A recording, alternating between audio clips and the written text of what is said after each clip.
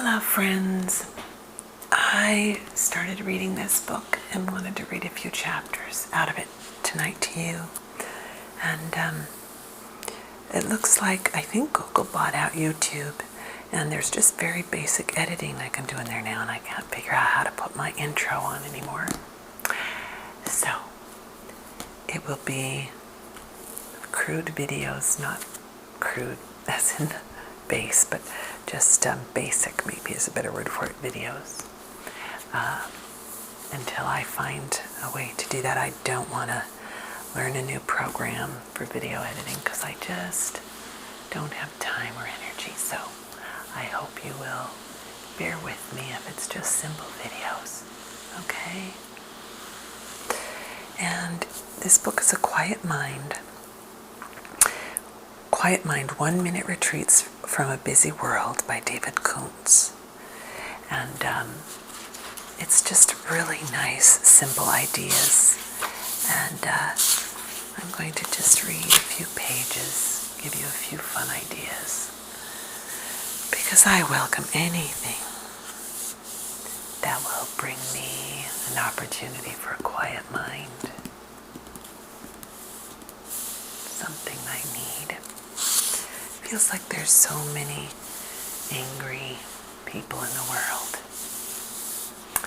And lots of bullies have come out to play the last while, unfortunately. And I think if we could all slow down and quiet our mind, practice a little more kindness, both to ourselves and to others, well, I think it would be a better world. It's the world I hope for. So,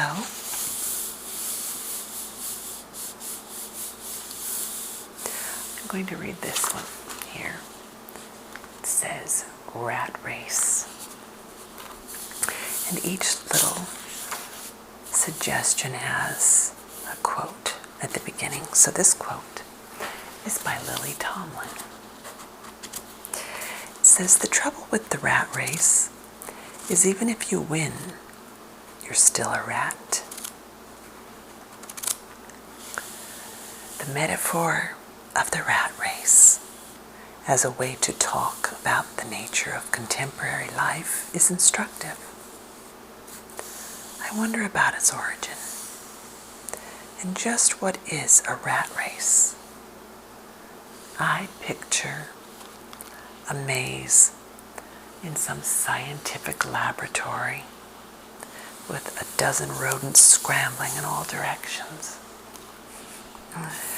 trying with great frustration to find their way out to freedom. Is that a rat race? Did anyone tell the rats they were in a race? Is there really a winner in a rat race? And that we should choose this metaphor as a way to talk about the way we live our lives is what? Alarming? Well, we've got to get going and join the rat race. We do? The metaphors we use not only reflect the way we live, but create the way we live. If we call a life a rat race, it will tend to become one. So let's change metaphors. Here are a few suggestions.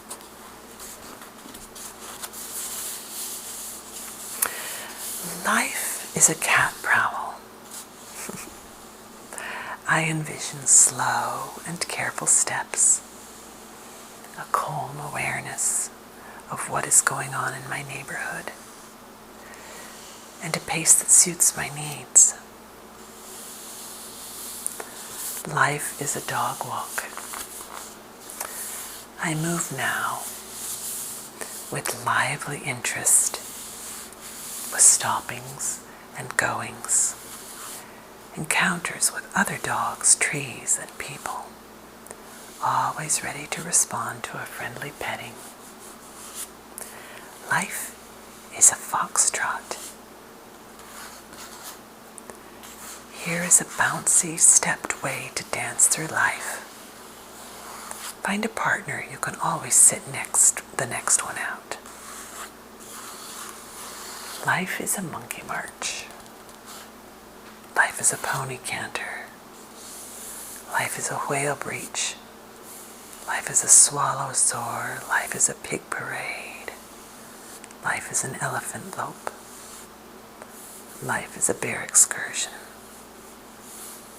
And he says that's the one he'd pick. Then each little section ends with a thought or a suggestion. Spend a quiet time today and pick your metaphor for life's journey.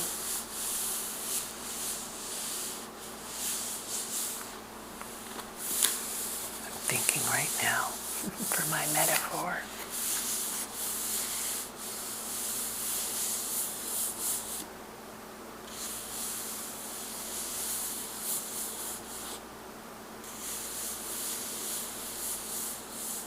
Something calming, something kind.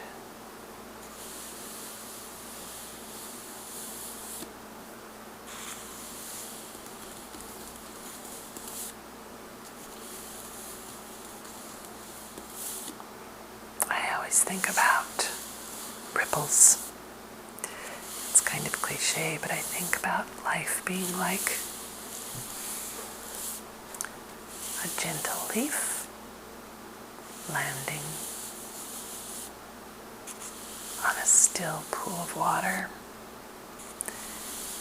because even the gentlest leaf, when it lands, will send out gentle ripples that grow and expand and affect the waters around it. So there's my metaphor.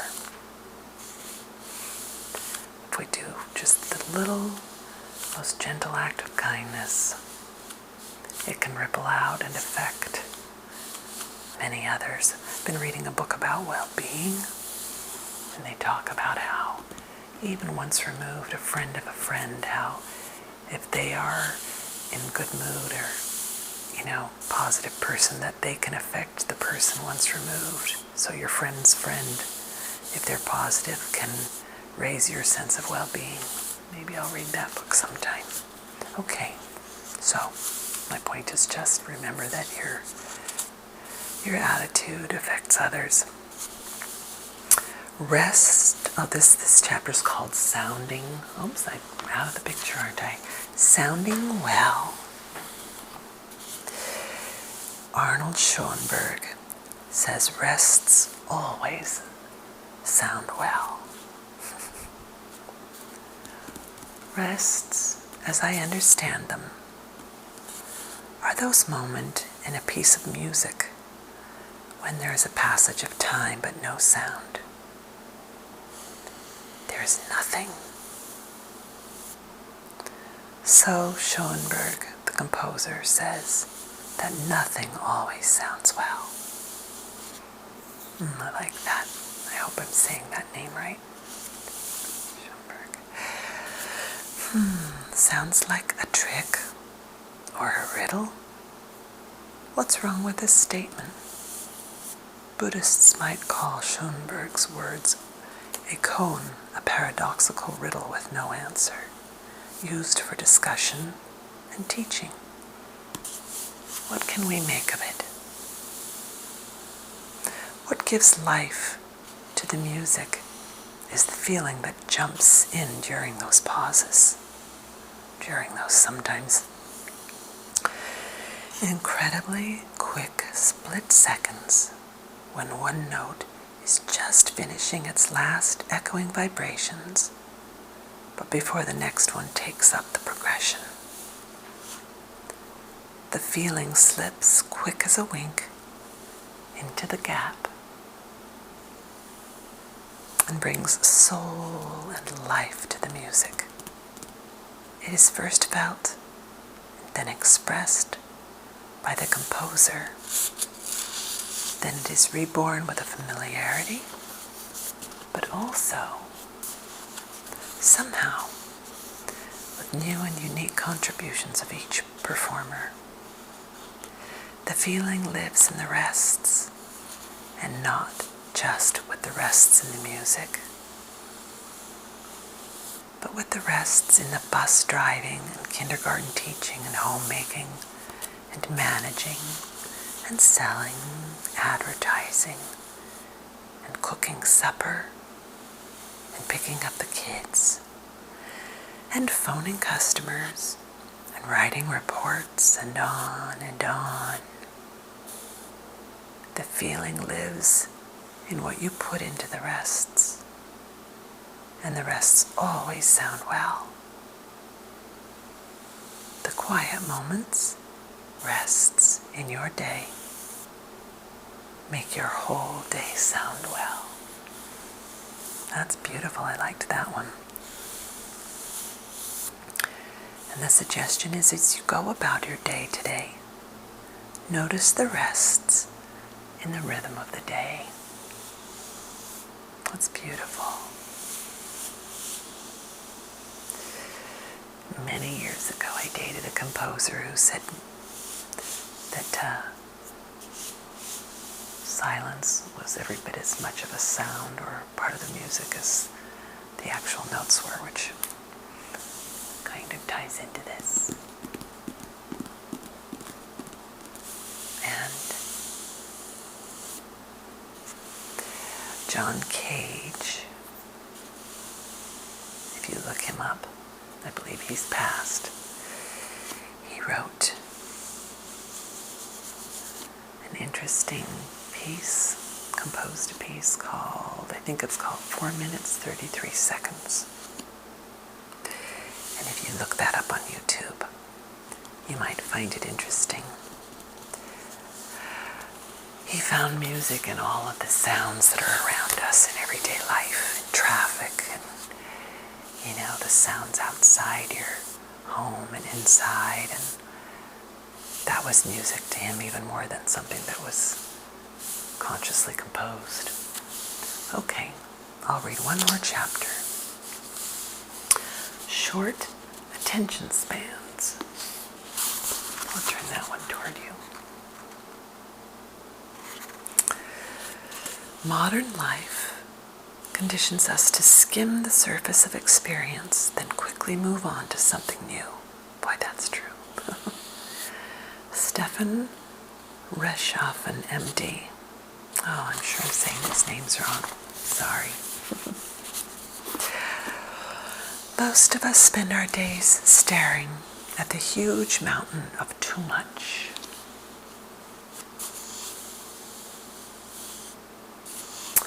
Because most of us have too much of everything in our lives. It's easy to become overwhelmed. One of the results of the mountain of too much is that our attention spans get shorter and shorter. Simply because there is less time for everything and we have to move quickly or be left behind. And our culture accommodates this pace.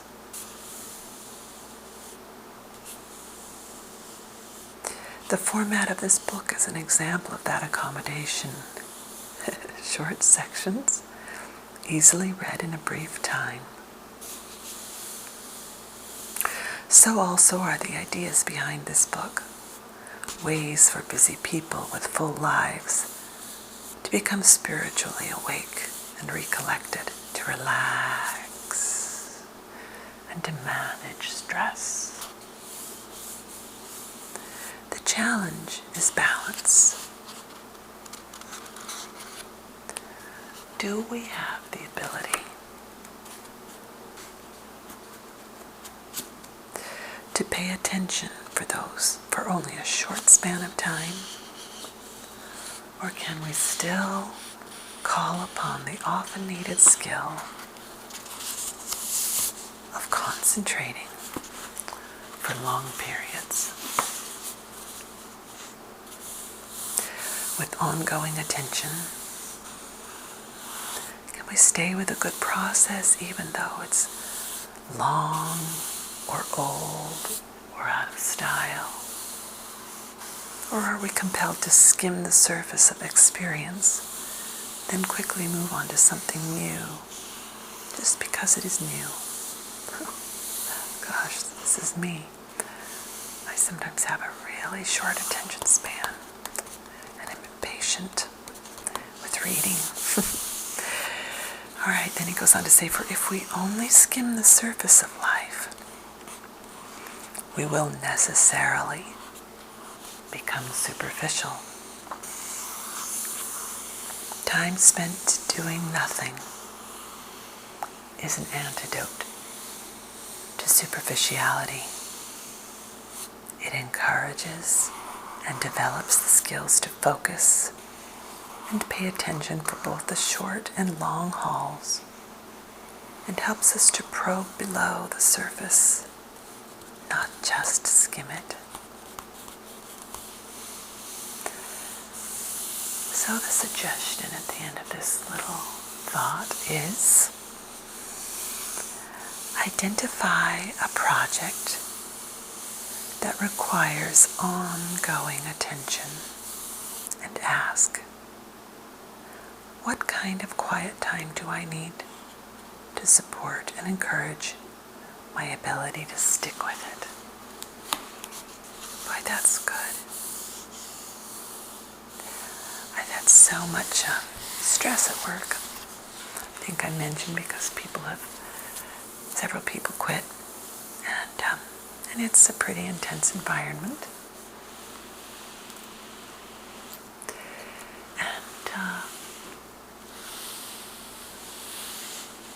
So I've had a lot of extra work loaded on me, and my ability to be patient with things I'm reading or things I need to get done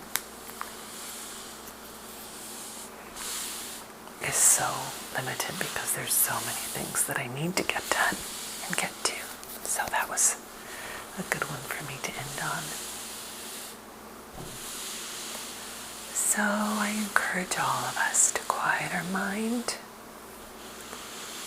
to be much more patient with ourselves and with others.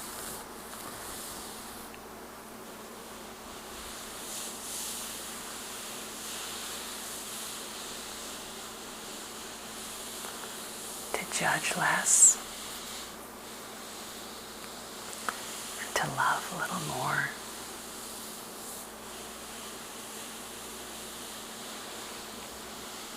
See if you can smile. Smile with your eyes, if nothing else. At someone that you maybe would normally feel judgmental toward. And just love that being inside of them, if you want to. And look in the mirror and love the being inside of that person you see in the mirror. And show them just a little more compassion. Now I'll just play with this for a bit and then I'll say good night. Thanks for stopping by.